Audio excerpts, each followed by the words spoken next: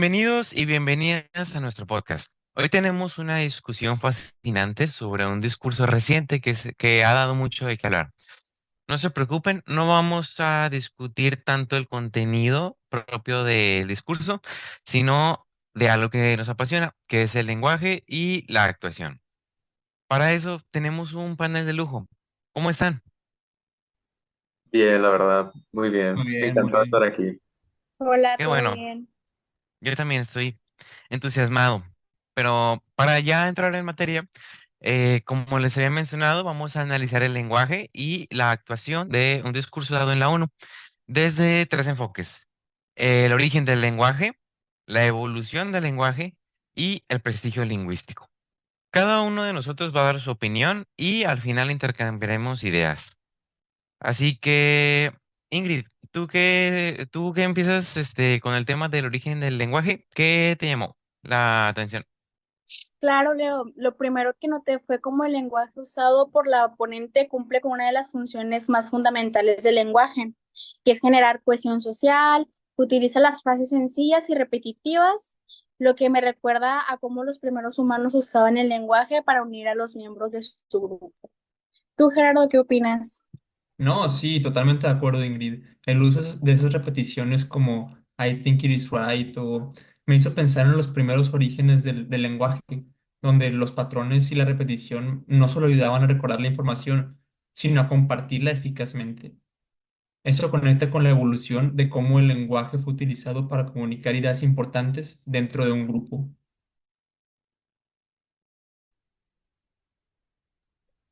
Y es interesante también cómo apela a las emociones de una forma muy natural, lo cual es clave en el origen del lenguaje. El hecho de que el lenguaje haya surgido para transmitir no solo la información, sino también las emociones, se refleja claramente en este discurso.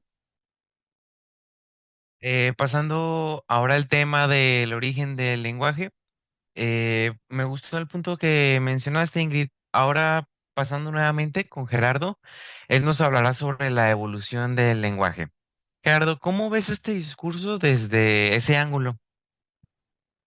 Bueno, lo que a mí me llamó la atención fue la capacidad del discurso para construir una narrativa que conecta lo individual con lo colectivo.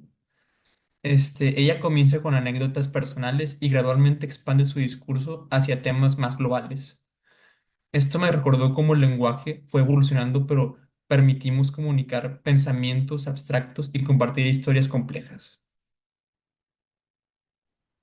Totalmente de acuerdo con Gerardo, esa estructura narrativa como que es clave en la evolución del lenguaje y creo que pues la ponente lo hace de manera pues excelente. Empezar pues con experiencias personales como que va generando empatía pues con el público a que conecte sus emociones y pues antes de abordar pues ya los temas más abstractos.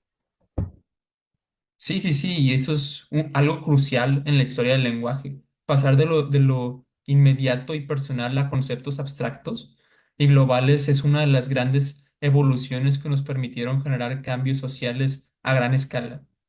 El lenguaje no solo es funcional, también organiza y estructura nuestras ideas. Muy bien, ahora pasando al ángulo del prestigio lingüístico, pues me gustaría que pasemos con Ángel y Evelyn, que ellos nos van a hablar sobre este prestigio. Ángel, ¿qué opinas sobre el lenguaje en términos de poder y prestigio en este discurso? Lo primero que me llamó la atención fue cómo la ponente adapta su lenguaje a un evento formal de la ONU. Ella utiliza un registro muy preciso y serio, lo que refleja una clara conciencia de su entorno. Esto es un claro ejemplo de cómo el prestigio lingüístico se manifiesta. No es solo lo que dices, sino cómo lo dices en un contexto de poder. Sí, estoy muy de acuerdo con Ángel y algo interesante es que a pesar de que ella es conocida como actriz, utiliza su lenguaje para legitimizarse en un ambiente que podría ser incluso hostil o crítico hacia ella. Citar a Edmund Burke y referirse a eventos históricos como el discurso de Hillary Clinton son herramientas que le dan peso a sus palabras. Y no solo eso, Evelyn. El hecho de que hablen inglés, un idioma con un alto prestigio global, también juega un papel importante.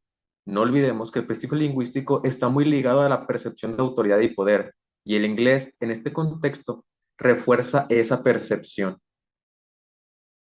Exactamente, el idioma en sí también es un símbolo de prestigio y no solo como la elección formal de palabras, sino pues también la forma en que organiza su discurso, pues elevando como su autoridad en un espacio que podría haber sido criticado hacia ella por su carrera previa como actriz. También es clave cómo usa su lenguaje inclusivo, refiriéndose tanto a hombres como a mujeres, lo que refuerza su mensaje de igualdad, pero también mantiene su postura en un marco que claramente busca generar prestigio, al no alinearse a ningún grupo. Pasando al lado de las conclusiones y la discusión final, fue muy interesante, bastantes ideas, opiniones que tenían ustedes. Me gustó cómo conectamos el origen del lenguaje, su evolución y el prestigio en este análisis. Pero ya para cerrar, me gustaría escuchar como una conclusión rápida de cada uno. Ingrid, ¿qué te llevas de esta discusión? Para mí, el uso del lenguaje inclusivo y sencillo que apela a la emoción es un reflejo claro del cómo el lenguaje ha evolucionado para conectar a las personas y generar cohesión social. Yo diría que la estructura narrativa que conecta lo personal con lo colectivo muestra cómo el lenguaje ha evolucionado para ser una herramienta y no solo algo funcional, sino estratégica en la transmisión de ideas complejas. El prestigio lingüístico pues fue muy clave en este discurso, desde las citas históricas hasta el registro formal, todo como que está diseñado para elevar la autoridad de la ponente en un contexto de poder.